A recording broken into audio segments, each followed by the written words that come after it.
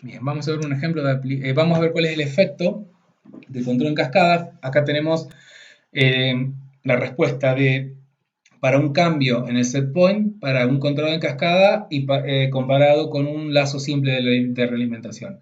Fíjense que acá la mejora, en realidad no hay ninguna mejora del control en cascada, penita, acá tenemos un poquito de mejora en la respuesta. Sin embargo, fíjense cómo mejora la respuesta del sistema ante perturbaciones. El control en cascada, es esta línea continua, es prácticamente en este caso me ha dejado recta la respuesta. Casi que ha cumplido la función del controlador que vamos a ver enseguida, que es el anticipativo. Bien, vamos a ver un ejemplo de aplicación del lazo de cascada. Este mismo ejemplo lo vamos a arrastrar al tema que sigue también, al control anticipativo. Tengo un reactor químico en donde mi objetivo es controlar la concentración de salida. Con un lazo simple de control yo tendría, bueno, un analizador, transmisor de concentración, un valor de concentración de set point y en este caso se plantea controlar la concentración de salida, o sea, el grado de avance de la reacción, manipulando el caudal de vapor que ingresa al intercambio de calor. O sea, lo que estoy haciendo es controlando la temperatura de entrada. Bien. Como perturbaciones podría tener el flujo de entrada, la concentración de entrada, la temperatura de entrada y como variable manipulada el caudal de fluido de calefacción o vapor. Además, podría ser que este fluido de calefacción varíe su temperatura o varíe su presión de servicio, al igual que vimos recién con la caldera. Entonces, bueno, acá se aplica una estrategia de control con control en cascada, en donde la señal que originalmente venía, ¿no? Esta, de mi controlador de concentración, lo pongo en serie con un controlador de temperatura que está midiendo la temperatura de entrada al reactor. Y a su vez, este se conecta en serie, o sea, en cascada, con un controlador de válvula que mide el caudal de vapor o de líquido de intercambio que está atravesando la válvula. De esta manera, fíjense, si se produce un cambio en el flujo de entrada, eso va a producir un cambio en la temperatura de entrada. Y este lazo va a ser capaz de detectarlo antes y corregir el error por acá. Si no hubiese estado el lazo en cascada, hubiese tenido que esperar que la concentración de salida se modifique, modificándome toda la concentración de producto, y recién ahí hubiese podido aplicar una acción correctiva. Bien, lo otro que me está corrigiendo este control en cascada es si ingresara o hubiese una variación en la presión o la temperatura del servicio de vapor o de fluido de intercambio. Supongamos, si cambia la temperatura, eso va a producir un cambio en T1, así que también este lazo me va a responder y corregir este T sub C que está acá. Y si cambiara esta presión, lo que me cambiaría antes de cambiar la temperatura sería la caída de presión y en consecuencia el caudal. Y como tengo un sensor de caudal, este control en cascada lo está resolviendo. Fíjense cómo le hago frente a casi todas las posibles perturbaciones de este sistema con 3 controladores puestos en cascada. Este sería el maestro y estos serían los 2 esclavos en serie. La única variable que se me escapa es la concentración, o sea, son perturbaciones en la concentración de alimentación. Bien, acá eso es el diagrama de instrumentación. Acá tenemos el diagrama de bloques, en donde, fíjense, vamos de adentro hacia afuera.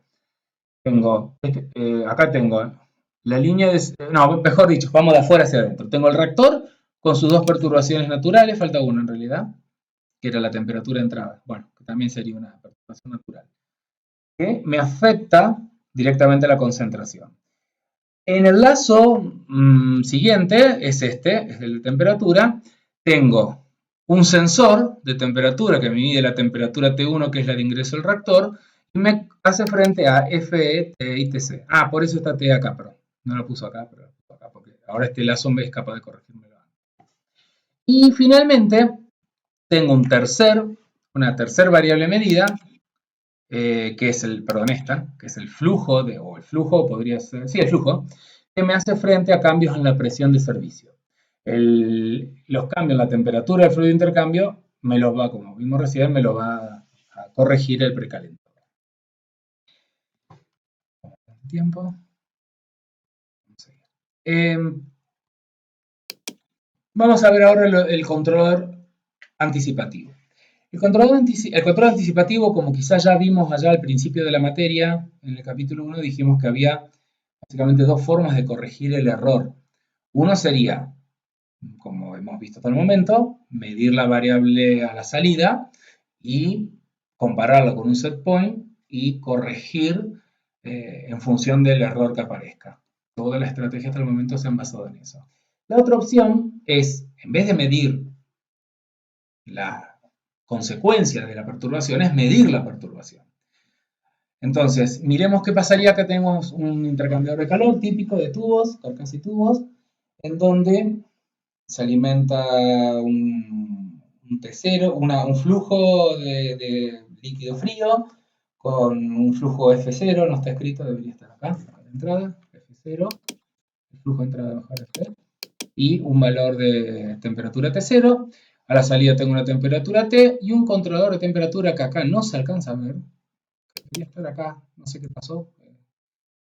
Como verán, a esta altura tuve que, para poder llegar con los tiempos, empecé a escanear y en realidad a sacar fotos con el teléfono de los capítulos del libro porque esta última parte tenía demasiados gráficos y si yo los tenía que dibujar acá en el PowerPoint tardaba muchísimo tiempo en lograrlo. Bueno, les decía, entonces yo podría, por ejemplo, si acá se produce una perturbación en el flujo de entrada, yo podría medir esa perturbación y manipular el caudal de vapor antes de que la perturbación llegue al sistema.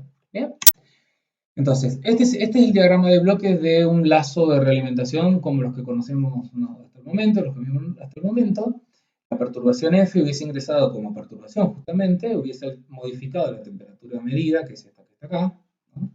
Y hubiese tenido que esperar, ¿no?, a que se produzca un cambio en el caudal de vapor hasta que se retome o se alcance de nuevo el valor nominal.